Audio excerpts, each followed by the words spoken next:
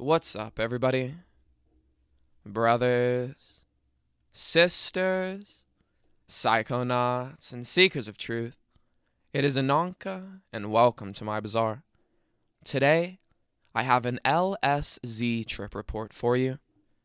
The title of this trip report is Lambda and the Eternals, and was submitted to Erowid in 2017 by the user Silent Roller. With all that being said, let our story begin. This trip report marks my second experience with LSZ. My previous experience being 225 UG a few weeks prior.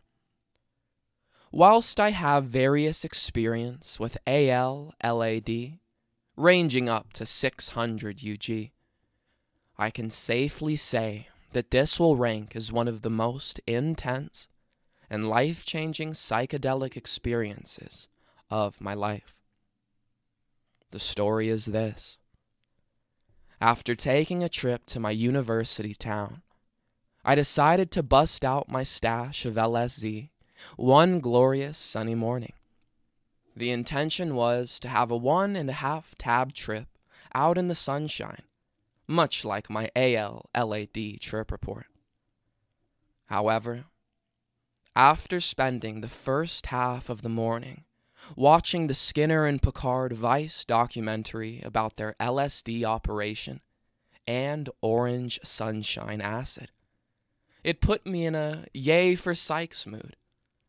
Under normal circumstances, nothing would have come of this.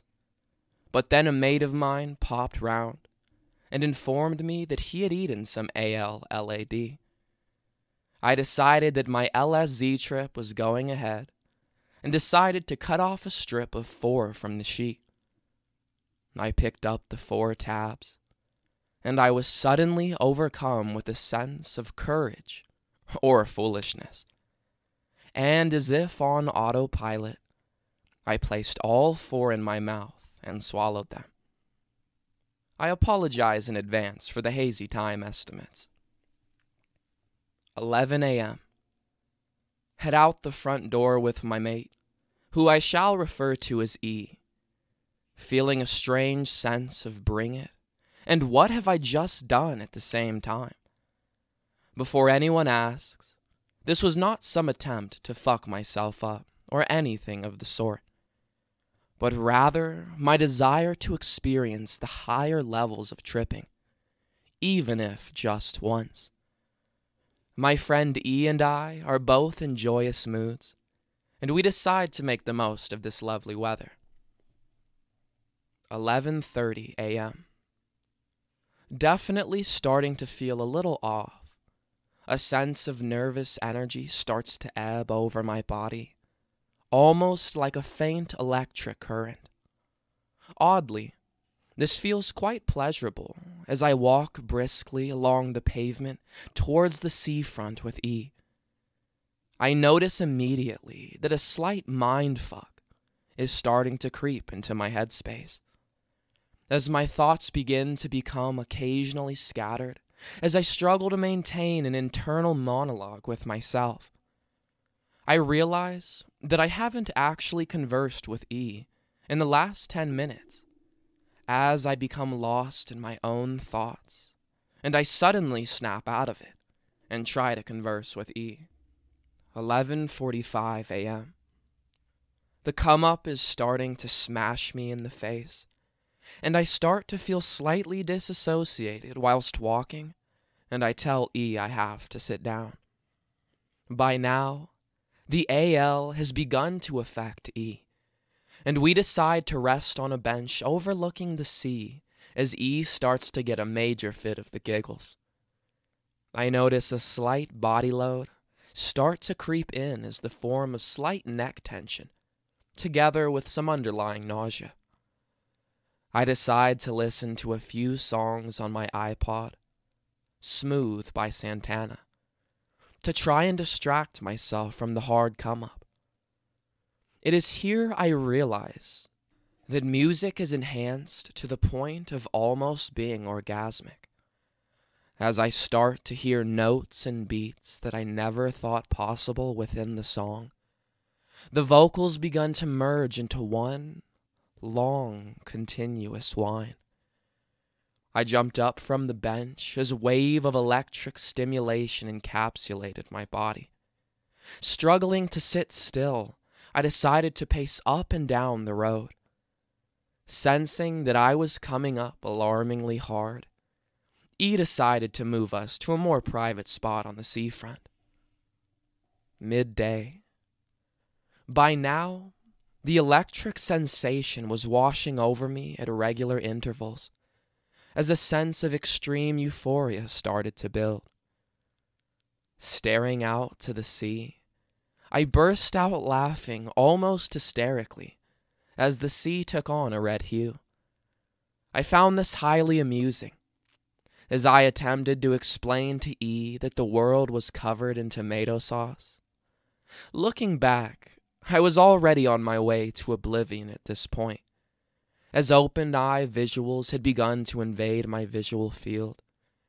The rays of sunshine arced into rainbow-colored bands across the sky, as everything around me started to disintegrate into jello.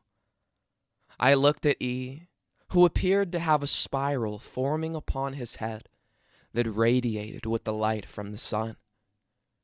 As I stared at this amazing spectacle, the euphoric whines of Santana's album sent pulses of energy through my limbs as the euphoria reached a new level. I grinned the biggest "I'm fucked" grin ever, as I was filled with both extreme fear and extreme euphoria.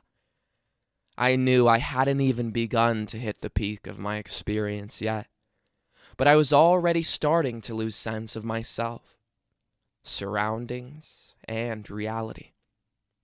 Whilst the option of Valium was available, I decided to take a good friend's advice once more, thanks Sai, and work through my fear and to let go to the experience. 12:30-ish. My vision had started to violently twist and turn as my sense of orientation faded. I began to lose the concept of time and place as I remained glued to the bench with E. My vision started to fragment like a smashed mirror as layer upon layer of OEVs started to swarm my vision. At this point, I decided to close my eyes, where I was greeted by a spectacular closed-eye visual of the Grateful Dead bears dancing to the guitar solo that was radiating through my headphones. The euphoria was now extreme, with a sense of inner peace that surpasses that of MDMA. I let go to this sense of peace as I felt a tremor pass through my body. I felt myself get higher and higher during this time, but I had lost all capacity to fear or be anxious. Right now, I was simply existing. 1 to 3 p.m. The trip reached a new level as I felt my ego and body dissolve into nothingness.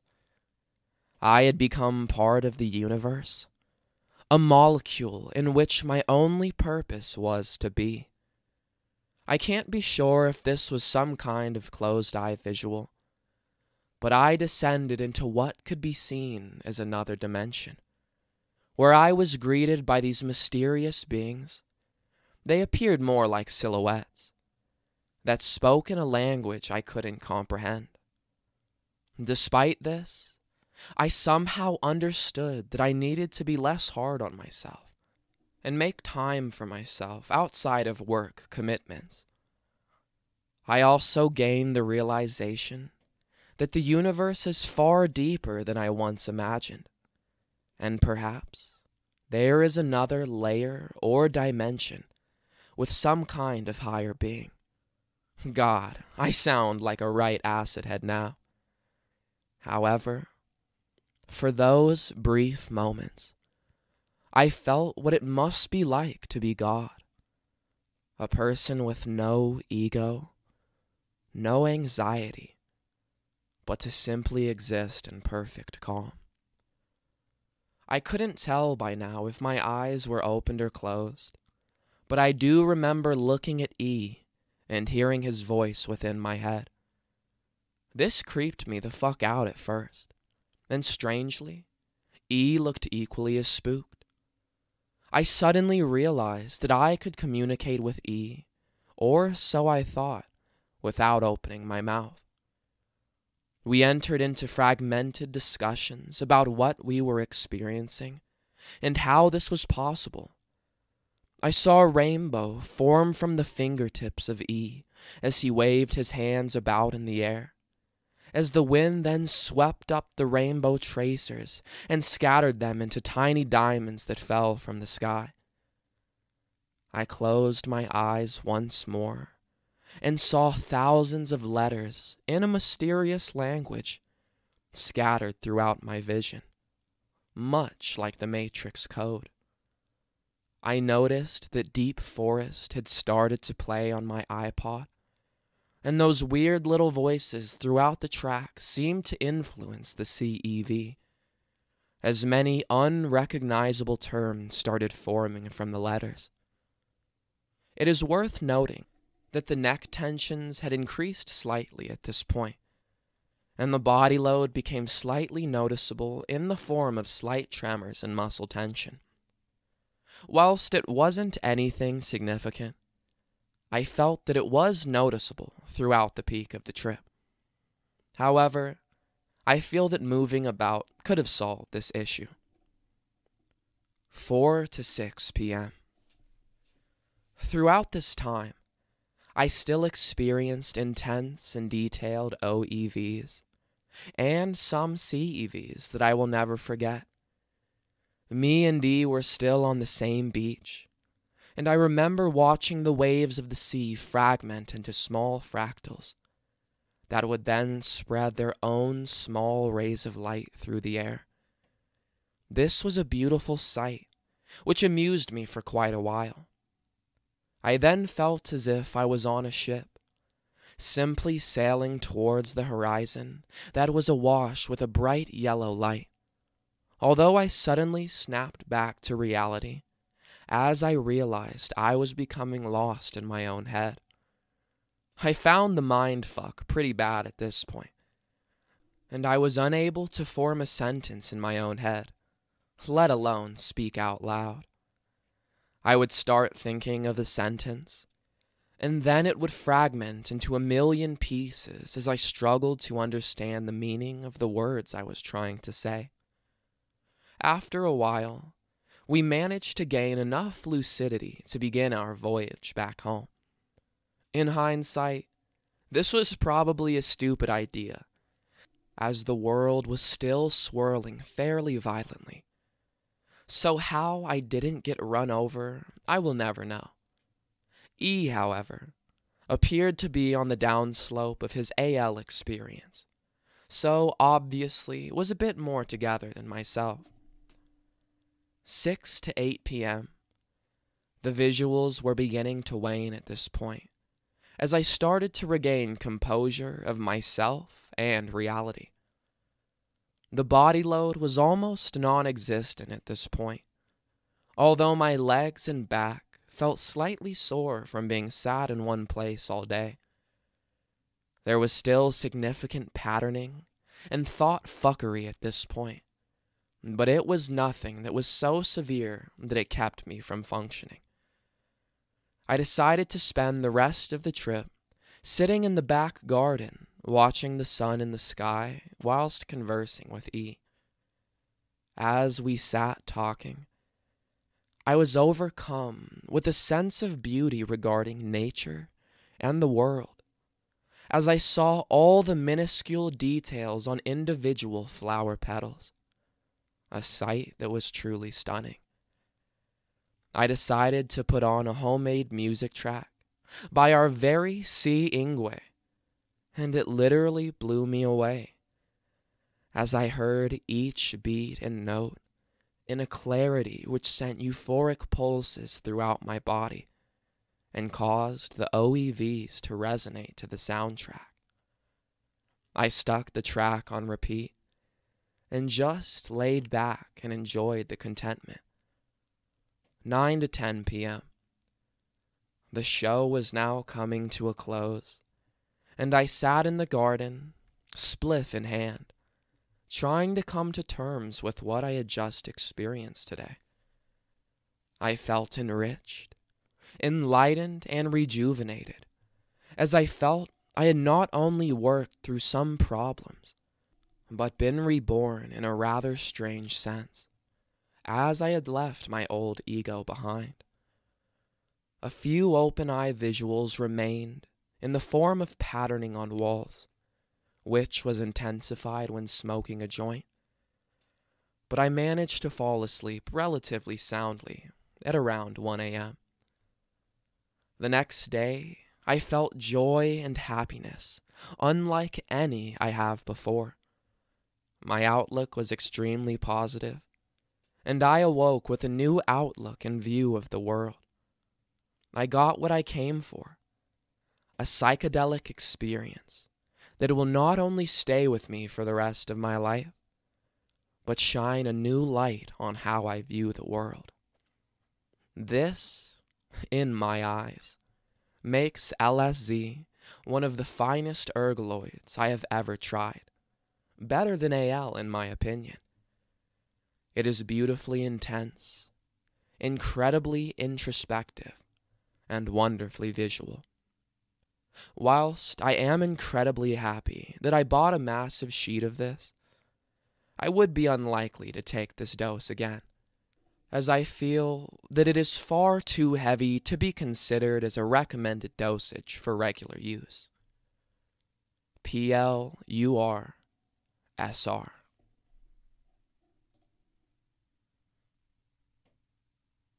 Alright, everybody.